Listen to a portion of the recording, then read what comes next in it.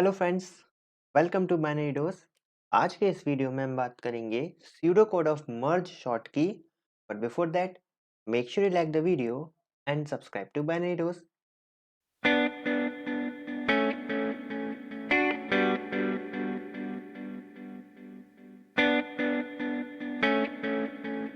पिछले वीडियो में हमने मर्ज शॉर्ट को ड्राई रन करके देखा था। अब इस वीडियो में हम मर्ज शॉर्ट का स्यूडो कोड देखेंगे कि मर्ज शॉर्ट का कोड दिखता कैसा है।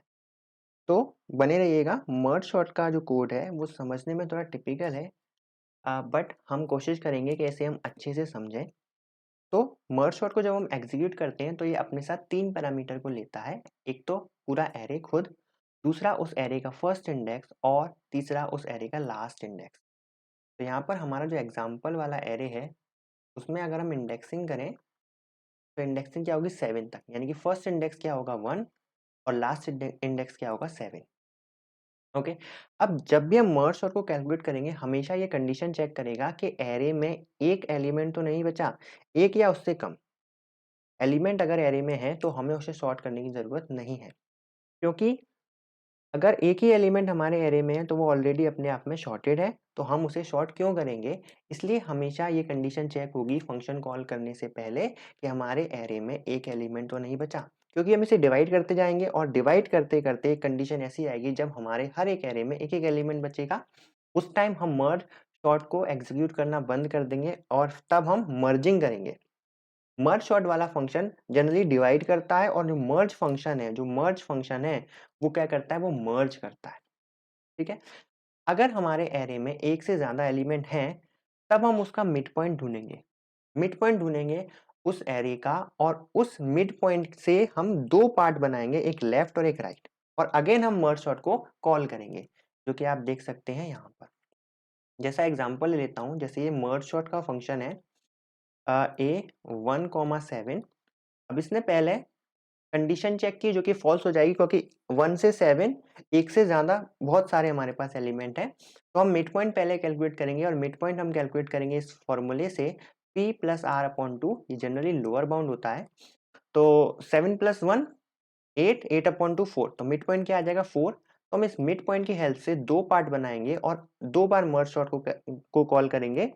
एक हो जाएगा हमारा 1 4 और दूसरा हमारा जो पार्ट हो जाएगा वो हमारा क्या हो जाएगा a q+1 यानी कि 5 और r क्या है 7। एंड फाइनली लास्ट में हम उसे मर्ज करेंगे। ठीक है। अगेन क्योंकि रिकर्सिव फंक्शंस हैं तो दोबारा मर्ज शॉर्ट कॉल होगा। अगेन ये हमारा मिड पॉइंट कैलकुलेट करेगा, तो ये मिड पॉइंट इस पर आएगा 2। देन फिर ये मर्ज शॉर्ट को कॉल करेगा तो a1 2 एंड यहाँ पर क्या हो जाएगा 3 4 एंड एट लास्ट ये क्या करेगा, ये मर्ज करेगा। इसी तरीके से ये हमारे फंक्शन कॉल होते जाएंगे। और कब तक ये कॉल होता जाएगा, जब तक हमारे एरे में एक एक एलिमेंट ना बचे। जितने भी हमारे अलग अलग एरे बनेंगे उनमें एक एक एलिमेंट ना बचे तब तक ये कॉल होता जाएगा और उसके बाद हम मर्ज करना शुरू करेंगे। ओके। तो डिवाइड करना हमने देख लिया है, अब हम मर्जिंग देखते हैं कि मर्ज एक्चुअल में होता कैसे है। तो मर्जिंग का कोड दिखने में काफी खतरनाक लगता है, बट ये काफी इजी है। हम इसे एक एक करके समझेंगे। तो कई बार इस पूरे कोड में मर्जिंग कॉल होगी। मैं आपको एक बार इस लास्ट फंक्शन के लिए मर्जिंग चलाकर दिखा देता हूं, जिससे आप इजीली मर्जिंग को समझ पाएंगे। तो मर्जिंग इस जब इन दोनों एरे को मर्ज करेंगे तो मर्जिंग जो कॉल होगी वो क्या होगी, p क्या हो जाएगा फर्स्ट इंडेक्स 1 और q क्या हो जाएगा जहां से इसको डिवाइड किया गया, यानी कि 4 से। जैसे हम देख सकते हैं 1 2 3 4 5 6 7 और r क्या हो जाएगा हमारा 7। तो हमारे पास तीन वैल्यू आ गई, p की वैल्यू 1, q की वैल्यू 4 और r की वैल्यू 7। अब हम nl निकालेंगे। nl क्या होता है, इस लेफ्ट वाले एरे का साइज। इस लेफ्ट वाले एरे का साइज क्या है, q माइनस पी प्लस 1। देखो वैल्यू रख के देखते हैं। तो q की वैल्यू क्या है 4 माइनस p की वैल्यू क्या है 1 प्लस 1, रिजल्ट में क्या आएगा 4। तो हम देख सकते हैं इस लेफ्ट वाले एरे का जो साइज है वो 4 ही है। ऐसे ही राइट वाले जो एरे का साइज है वो क्या होगा nr। तो nr को हम सॉल्व करते हैं तो nr क्या होगा r यानी कि 7 माइनस q यानी कि 4, तो 7 माइनस 4 इक्वल टू 3। देख सकते हैं इस राइट वाले पार्ट का जो साइज है वो 3 ही है। अब हम दो एरे बनाएंगे, एक l नाम से और एक r नाम से। और ये एरे हम क्यों बनाएंगे, हम इन दोनों पार्ट के एलिमेंट्स को निकालकर इन दोनों एरे में स्टोर करेंगे, जिससे हम कंपेयर कर सके फॉर मर्जिंग। पिछले वीडियो में हमने देखा था ना हम किस तरीके से कंपेयर कर रहे थे, तो हमें वहाँ 2 एरे लग रहे थे, तो हमें वो 2 एरे बनाने पड़ेंगे और हमें इन एलिमेंट्स को निकालकर उन एरे में रखना पड़ेगा। ठीक है, तो हमने 2 एरे बना लिए एल नाम का, इसका साइज क्या होगा 4, क्योंकि लेफ्ट वाले पार्ट का साइज हम निकाल चुके हैं 4 है, तो इसका साइज कितना होने वाला है 4, और राइट पार्ट का साइज कितना होने वाला है 3। ठीक है, अब ये जो लूप है वो क्या कर रहा है, वो बेसिकली कुछ नहीं कर रहा है, वो इस लेफ्ट वाले पार्ट में इन एलिमेंट को रख रहा है। तो 0 से nl-1 तक ये लूप चलेगा और हर बार ये क्या करेगा, हर बार ये एलिमेंट को स्टोर कराएगा इस एरे में। तो ये क्या हो जाएगा 3, 6, 11, 24।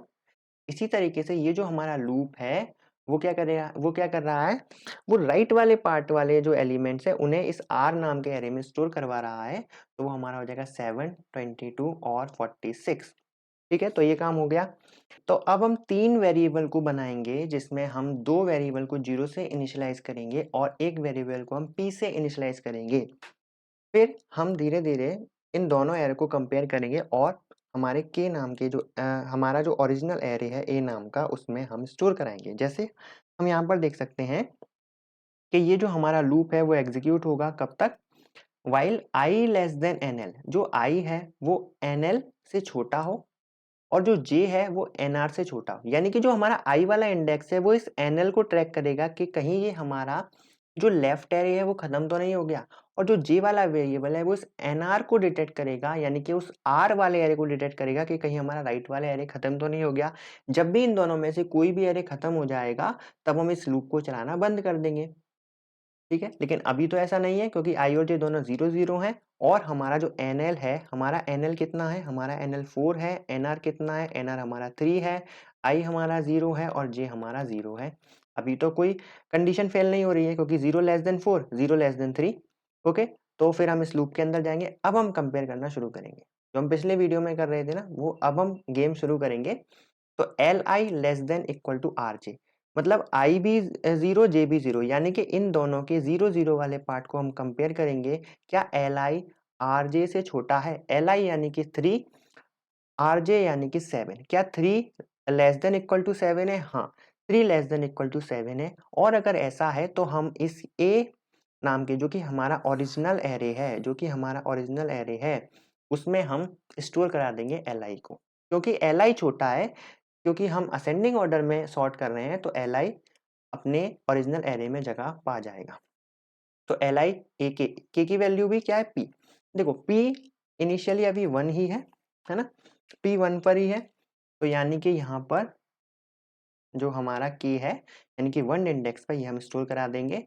तो एल आई क्या है, एल आई हमारा 3 है, तो यहाँ पर 3 स्टोर हो जाएगा। ओके, और फिर हम आई को इंक्रीमेंट कर देंगे, आई को हम इंक्रीमेंट कर देंगे। जे को हम, जो मतलब जे वाला है जो कि आर को ट्रैक कर रहा है, उसे हम इंक्रीमेंट नहीं करेंगे क्योंकि अभी उसका पहला एलिमेंट ही हमारे ओरिजिनल एरे में जगह नहीं पा पाया है, तो हम उसे इंक्रीमेंट नहीं करेंगे। एल्स में नहीं जाएंगे, के को इंक्रीमेंट कर देंगे क्योंकि के का फर्स्ट इंडेक्स पे एलिमेंट आ चुका है, तो हम सेकेंड इंडेक्स के लिए एलिमेंट ढूंढेंगे, दोबारा इस लूप में आएंगे।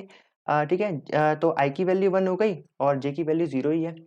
फिर हम सर्च करेंगे आई लेस देन एन, हाँ ये कंडीशन भी ट्रू है, आई छोटा है एनएल से।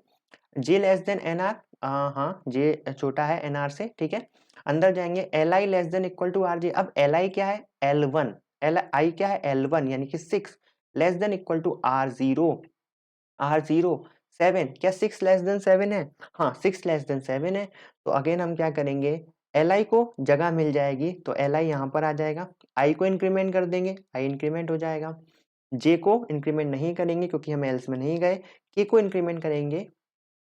ठीक है, इस तरीके से ये चलता जाएगा, तो हमारा आई इंक्रीमेंट हो जाएगा। फिर हम 11 को 7 से कंपेयर करेंगे, अब की बार आर को जगह मिलेगी, आर वाला जो है वो ट्रू हो जाएगा क्योंकि 7 छोटा है, तो 7 को यहाँ पर जगह मिलेगी, और हमारा ये जो जे है वो इंक्रीमेंट हो जाएगा, जे इंक्रीमेंट हो जाएगा तो यहाँ 1 आ जाएगा, और के हमारा इंक्रीमेंट होगा, के हर बार इंक्रीमेंट होगा क्योंकि कोई ना कोई एल या आर में से किसी ना किसी को तो जगह मिलेगी ही ना एरे में। देन फिर 11 और 22 को कंपेयर करेंगे तो 11 को जगह मिल जाएगी, देन फिर ये इंक्रीमेंट हो जाएगा, के इंक्रीमेंट हो जाएगा, देन फिर 24 और 22 को कंपेयर करेंगे तो 22 को जगह मिल जाएगी, तो जो हमारा जे है वो इंक्रीमेंट हो जाएगा, ठीक है, और के भी इंक्रीमेंट हो जाएगा। फिर हम 24 और 46 में कंपेयर करेंगे तो 24 को मिलेगा, तो 24 जाएगा यहाँ पर, देन हमारा के इंक्रीमेंट हो जाएगा और हमारा एल इंक्रीमेंट, हमारा आई इंक्रीमेंट हो जाएगा, आई क्या हो जाएगा 4।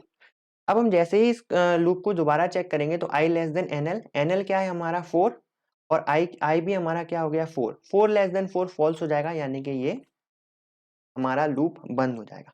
बट आप कहेंगे ये 46 तो हमारा रह चुका है, 46 हमारा रह गया है, उसका क्या? तो उसके लिए हम सेफ जोन में रहने के लिए हम ये 2 लूप को एक्स्ट्रा रखते हैं, क्योंकि हम जो लूप है, जो हमारा पहला लूप है, वो हम खत्म कर रहे हैं किसी भी एक एरे के खत्म हो जाने पर। बट ऐसा हो सकता है कि जो बचा हुआ एरे है वो खत्म ना हो पाए, तो उसके एलिमेंट को भी हमें एरे में रखना पड़ेगा, बट वो एलिमेंट अपने आप में शॉर्टेड होंगे, क्योंकि हर एरे अपने आप में शॉर्टेड है, तो हमें वहां कंपैरिजन करने की जरूरत नहीं पड़ेगी। मान लीजिए हम चेक करेंगे कि आई लेस देन एन एल है, लेकिन ये लूप तो खत्म हो चुका है, तो ये कंडीशन फॉल्स हो जाएगी, but J less than N R ये कंडीशन ट्रू होगी, क्योंकि जे हमारा क्या था, अगर हम पीछे आके देखें तो जे हमारा क्या था, जे हमारा 2 था और एन आर हमारा क्या था 3, 2 लेस देन 3, तो ये कंडीशन एक बार चलेगी 2 लेस देन 3 के लिए, और उस टाइम हम ए के इक्वल टू आर जे, तो ए के क्या था हमारा 7, 7 में आर जे यानी कि 46 को हम स्टोर करा देंगे, और फिर हम जे को भी इंक्रीमेंट कर देंगे और के को भी इंक्रीमेंट कर देंगे, और फिर हमारा ये जो अगली बार जो लूप चलेगा वो क्या चलेगा, 3 लेस देन 3 के लिए चलेगा, और ये कंडीशन फॉल्स हो जाएगी और हम इस लूप से भी बाहर आ जाएंगे, ठीक है। तो ये जो हमारा मेन फंक्शन था वो चलता है, मर्ज करता है, बट ये किसी भी एक एरे के खत्म हो जाने पर रुक जाएगा। फिर हम सेफ्टी के लिए इन दो लूप को लगाकर रखा है कि अगर कोई भी एरे जो अभी बचा हुआ है उसके एलिमेंट को भी हमें मेन एरे में रखना है, तो हम या तो ऊपर वाला एरे बचा होगा या फिर लेफ्ट वाला एरे बचा हुआ या फिर राइट वाला एरे बचा हुआ, तो उसके हिसाब से हम उस एरे को अपने ओरिजिनल एरे में रख सकते हैं। ओके, सो ये था pseudo code of merge. I hope आपको ये वीडियो पसंद आया होगा। अगर आपको ये वीडियो पसंद आया तो इस वीडियो को लाइक कीजिए, इस चैनल को सब्सक्राइब कीजिए, इस प्लेलिस्ट को एक्सेस कीजिए। Thank you very much.